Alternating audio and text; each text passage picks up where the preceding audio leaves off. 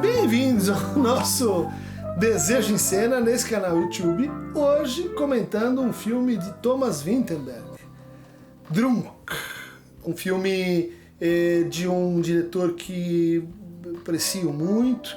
Ele fez parte desse movimento cinematográfico que pregava uma volta a um certo naturalismo, ou pelo menos a uma restrição no uso da técnica, da tecnologia, na confecção dos filmes. O autor mais conhecido, né, desse movimento é o autor de Melancolia, de Ninfomaníaca, Dogville, que se chama Lars von Trier. E o Thomas Vinterberg tem um filme que a gente ficou de comentar aqui no Desejo em Cena, que ele é muito interessante para a gente discutir o que é a questão da pedofilia, que é A Caça, né? E vocês já estão vendo que faz parte desse programa fílmico abordar questões existenciais, questões desagradáveis, questões da ordem do patológico. Então, Ninfomaníaca, Melancolia, Dogville, são tratados sobre as condições de erosão da experiência e de sofrimento na contemporaneidade, mais especificamente, né, os anos 90. Então eles são diretores que tentaram captar a emergência do neoliberalismo como uma nova maneira de produção de sofrimento, e aí então a melancolia, a depressão vão estar em primeiro plano. Nesse trabalho, a gente vê então uma escola, ele é filmado na Dinamarca, e é uma escola onde a gente tem professores que são uma turma desde há muito tempo, e onde a gente tem um determinado professor que ele está num processo depressivo, né? Ele se confunde com as aulas, ele está desanimado.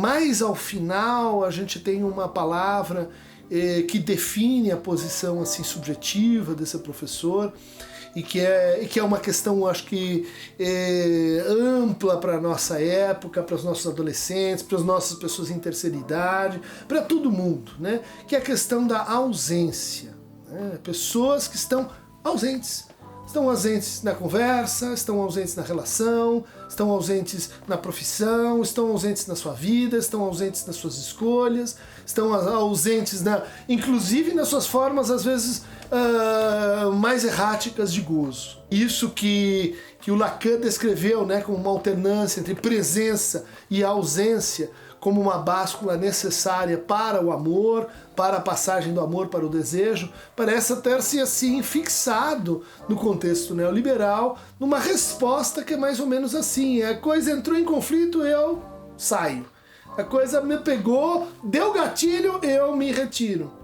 Posso me retirar objetivamente, mas eu posso me retirar subjetivamente, né? Quer dizer, é aquela atitude de eu não estou nem aí, não vou falar com você, não preciso de você, construir um muro. Às vezes é um muro de condomínio, né? Um muro para criar o nós e o eles, mas às vezes é simplesmente uma saída pela ausência, né? Uma saída pela substituição do conflito por mais intensidade de presença ou menos intensidade de presença, né?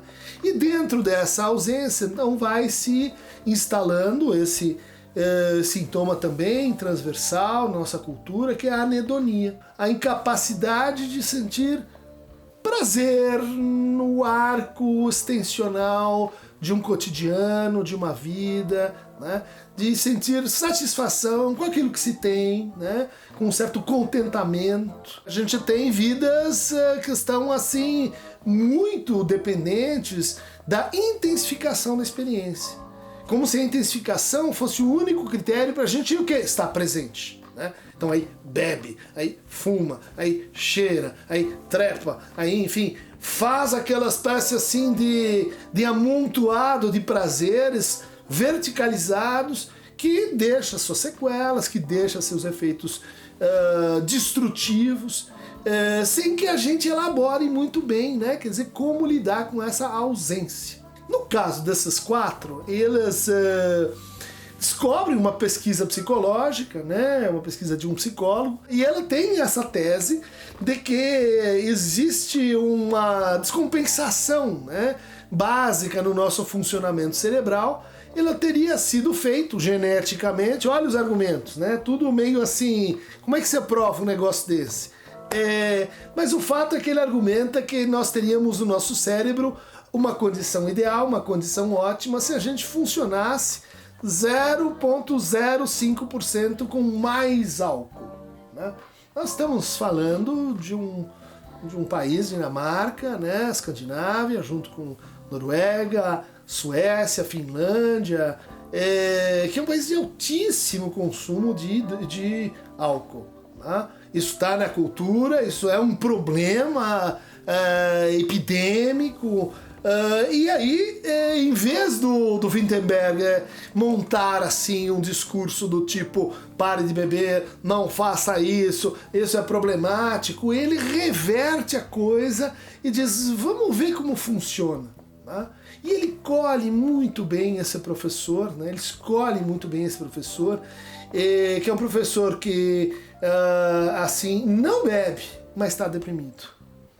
E daí elas resolvem entrar nessa experiência para ajudar o tal professor, o protagonista, e começam então um experimento semi-científico, né? Com a redação dos efeitos e todo mundo então bebendo de manhã, bebendo durante o dia, mas não no fim de semana, bebendo como? Terapeuticamente.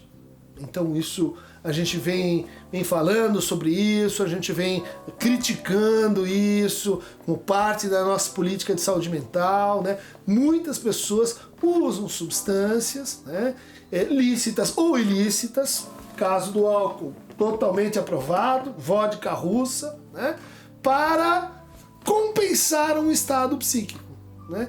Tratar, às vezes de forma selvagem, de forma assim não reflexiva, uma depressão. E aí elas vão, né? E começam a notar os efeitos óbvios, conhecidos do álcool, que são efeitos de desinibição, né? O álcool mexe, vamos dizer assim, do ponto de vista psicanalítico, com o eu, enquanto uma instância que está ligado ao quê? O domínio das funções, né? Então, sono, vigília, alimentação, um certo tipo de sexualidade, linguagem como fala e afetos. O eu seria um regulador dessas funções, porque ela poderia assim soltar, né, a inibição ou aumentar a inibição, né? Regulando assim a quantidade de pulsão e a transformação da pulsão em afetos, por exemplo. E isso traz então efeitos para aquele que está deprimido, de uma melhora imediata em dois planos. O primeiro é o plano da sensação de prazer, a anedonia, principal sintoma da depressão. Você toma e vem uma satisfação, né? Vem uma experiência corporal assim diferente. E junto com essa experiência corporal, a gente tem o quê? Uma desinibição da fala e da forma como a gente se apresenta para o outro, uma redução da crítica. Então o que pode acontecer? Aquela pessoa consegue então falar, estar com o outro, e é isso que a gente vê no filme, né? Começa a funcionar para os quatro. Mas aí vem a graça, né?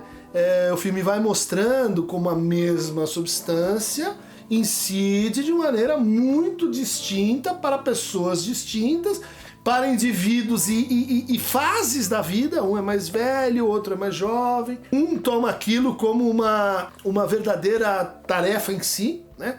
Quer dizer, continua solitário, mas vai se empolgando mais e mais com o beber. O outro usa isso para ser mais criativo nas suas aulas, né? Para ousar mais com seus alunos. Ele era muito assim quadrado. O nosso protagonista começa a ficar mais animado e mais implicado nas suas aulas, começa a brincar com seus alunos, né?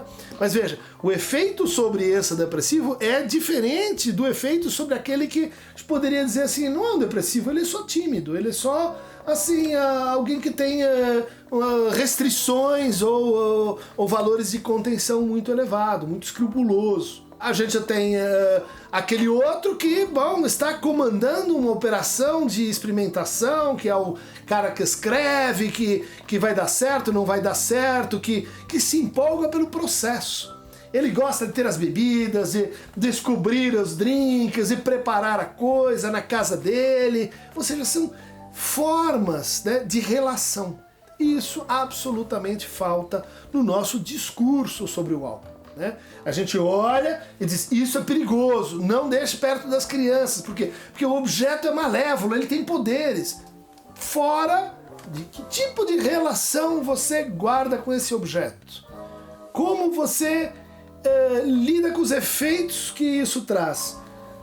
Intrasubjetivamente e intersubjetivamente. Né? Qual função que isso tem na sua vida? Né? De fato, as coisas vão dando certo. E daí eles decidem aumentar a dose. Bom? E eles querem mais. Né? Os pequenos problemas que vão aparecendo, eles são assim descartados. Né? O professor volta a se envolver com a sua esposa, volta a falar com seus filhos, né? O nosso protagonista. O outro começa a desenvolver uma relação um pouco mais afetiva com ele é professor de educação física, com um garoto rejeitado. A gente começa a intuir que ele teria sido rejeitado assim também. Ele começa a prestar atenção nos outros, né? Por quê?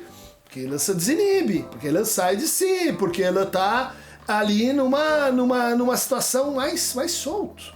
E isso, então, leva o patamar do filme para um outro universo. A gente diz, puxa, mas vai que a teoria lá do cientista tá certo. Eles estão todos melhores, né? Eles ficam todos pessoas melhores, né? Aí começa a entrar o dedo do diretor. O diretor começa a filmar os pequenos porres que eles tomam, né?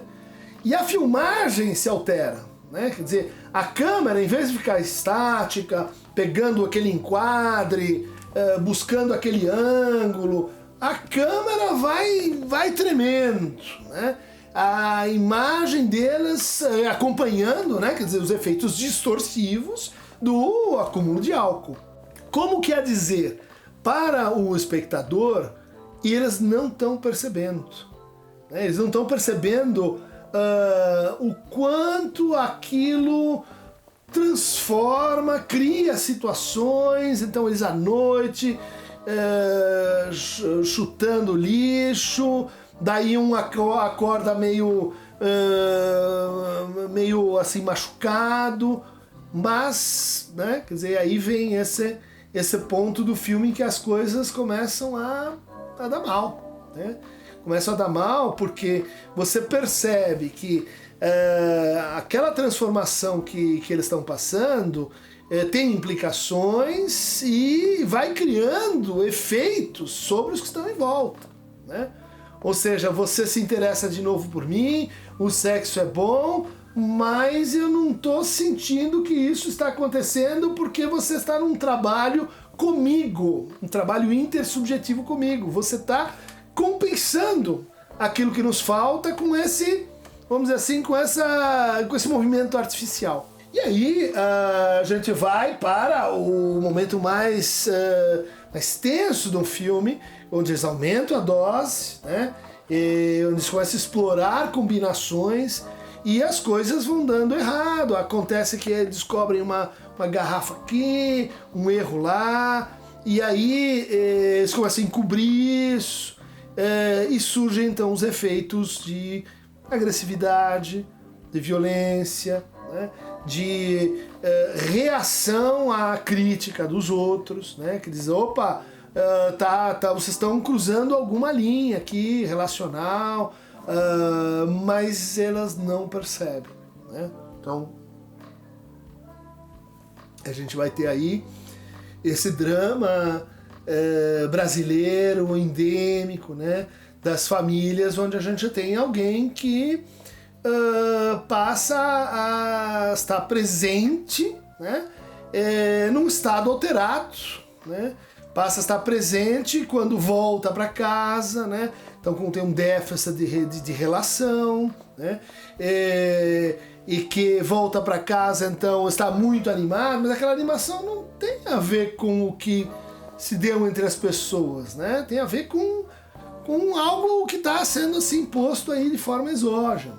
O alcoolismo, ele concorre para a violência doméstica, ele gera uma terceira fase, né? Efeitos de impotência que dentro da síndrome alcoólica começam a ser atribuídos sempre para o outro, nunca para o sujeito, né? Então, no caso mais frequente, mulheres, e mulheres que então são recorrentemente submetidas a um sexo forçado, quase forçado, alcoolizado, ou seja, que encontro é esse, né? Um encontro onde você tem um degrau separando as pessoas, né?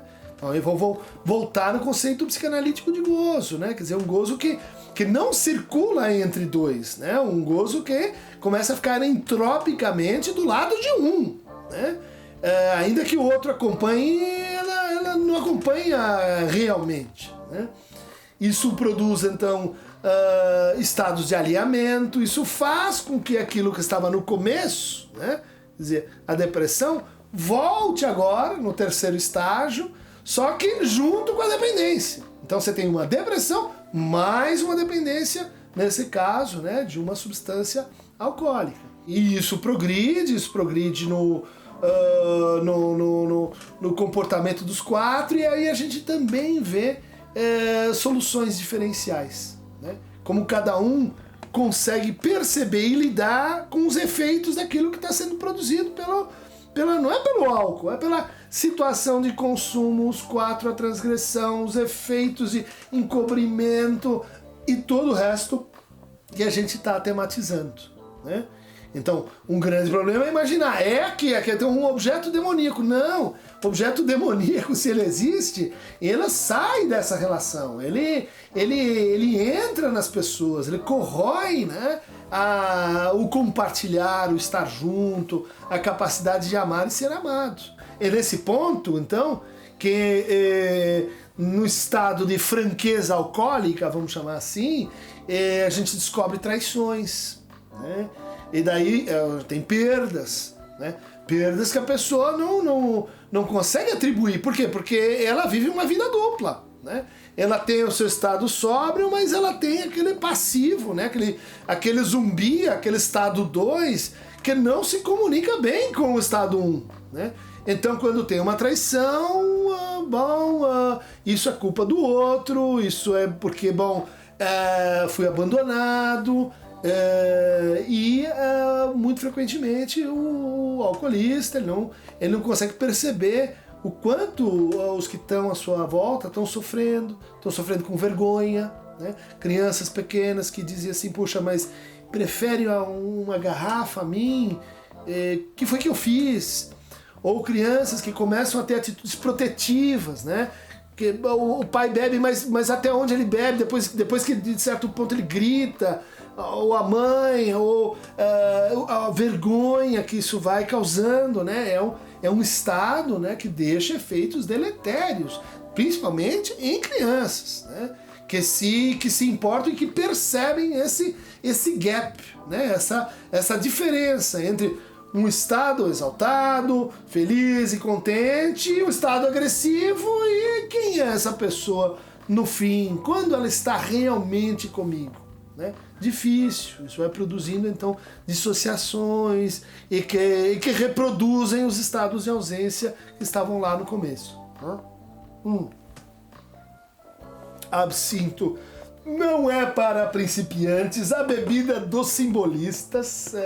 Baudelaire e Apollinaire, que me perdoem, Mas nós temos que ir para o quarto momento.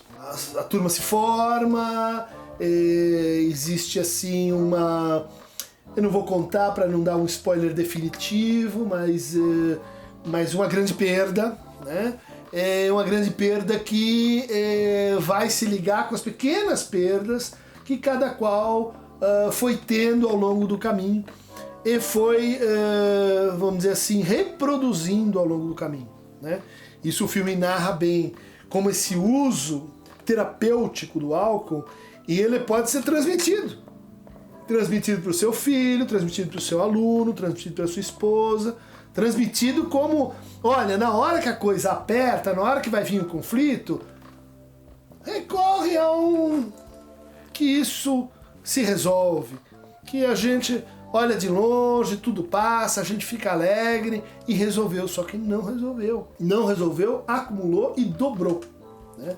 E, de fato, é um filme muito legal sobre o alcoolismo, porque ele consegue uma distância, né, do discurso moralista, do discurso meramente repressivo. Ele fala com justeza dos efeitos positivos do álcool, de como o álcool se entranha na cultura, né, desde cedo, os adolescentes bebendo, os adultos e adolescentes fazendo da bebida o único intermediário possível para estar juntos, né? É um filme que abre questões assim pra gente, mais do que fecha, né? E que tem um lado interessante, porque ele de certa forma acaba bem, eu não vou contar, mas ele acaba bem, né? Ele acaba bem, mas não é porque ele parou de beber, né? E também não é porque ela bebia, é porque a bebida foi incluída como um capítulo de uma história muito maior, muito mais importante, muito mais legal. Você percebe que coisa é complicada para quem, como a experiência do Bruce Alexander mostra, né? Para quem vive na gaiola de Skinner, né? O Bruce Alexander é esse psicólogo canadense, né? Que é uma das bases fundamentais para a teoria da redução de danos, né? E para a teoria que assim combate a ideia de que, olha, problema é no objeto, porque o objeto mexe com o seu cérebro, você fica dependente e não tem como se separar disso, né? Então o rato na jaula lá de Skinner, ele prefere a heroína à comida e bebida e morre, né? Morre batendo, né? Prazer mais importante do que comer e do que beber água. O Bruce Alexander fez uma experiência construindo uma ratolândia, né? Um lugar em que você tem outros ratos, ratas, brinquedos, comida de monte, diversificada, lugares para você correr, descobrir culturalmente assim interessantes. Ou seja, você tem uma vida grande, um mundo grande, com interesses diversificados, com prazeres diversificados, né? Ou seja, qual que é a moral da história? Na experiência do Bruce Alexander, os ratos, 70% 80% dos ratos preferiam a heroína à comida e bebida. Na Ratolândia, nem 15% tinham essa opção. Ou seja, não é o objeto, mas é o contexto maior em que ela está agindo.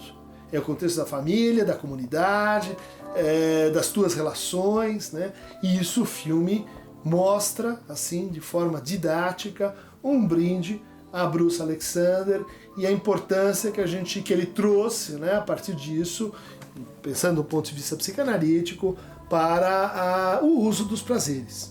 Reconhecer que substâncias geram prazer é importante para, inclusive, modalizar, conter, tornar isso parte, como sempre foi, da nossa cultura e proteger aqueles que estão num ambiente muito empobrecido, que estão numa forma de vida muito reduzida e para os quais isso aqui não pode nem começar, porque vai se tornar então aí o caminho para o pior, o caminho para a solidão, para a desagregação de laços e para uma vida mais infeliz ainda. Um brinde a Thomas Vinterberg, esse teórico do cinema e esse mestre da abordagem de temas psicológicos. Então, gente, se der ruim, esquece, Volta para água, que suco, guaraná, Coca-Cola, né? Discute seriamente sobre o que é o álcool na vida das pessoas. Não subestime, não venha com essa de quando eu quiser eu paro, não venha com essa de que não fui eu tava, sabe, foi a bebida, né? Não caia nessa, não entre nessa piada, né? Vocês conhecem essa piada do sujeito que chama o outro pra beber. Vamos lá beber de novo. Ele diz, eu não vou porque eu não bebo. Como você não bebe? Você bebe todo dia. Não, eu não posso beber. Porque se eu beber uma, eu viro outra pessoa e essa pessoa bebe pra cacete. Então não acredite nessa dissociação. Uma recomendação que a gente faz é a seguinte, né? Uma recomendação preliminar. Nunca admita bebi e quem foi responsável? Vodka russa! Eu não. Bebi? Quem foi responsável? Whisky? Não. Bebeu e faltou no trabalho, não entregou as crianças na escola, não cumpriu seu papel de marido, não arrumou o lixo, não existe essa desculpa, né? Quer dizer, você não sabe beber, né? Você não bebe e faz tudo direitinho como tem que ser, a gente pode até conversar. Agora, pôr a culpa na marvada, não admita, não aceita, fala que o tio Cris vai pegar essa pessoa pelo pé e dizer, malandro, para com isso aí. Para quem quiser receber mais fragmentos etílicos, opiáceos, heroinômanos, canabinoicos, clique aqui no Aqueronta Movebo. E não processe esse canal só porque a gente já tem algumas atitudes liberais com relação ao mundo dos prazeres. Clique no Aqueronta Movebo e receba o próximo Desejo Ensina. Não esquecemos, né? Ainda estamos para filmar Lolita ou A Caça, do Thomas Vinterberg. Por hoje é só, a gente se vê por aí. E Prost!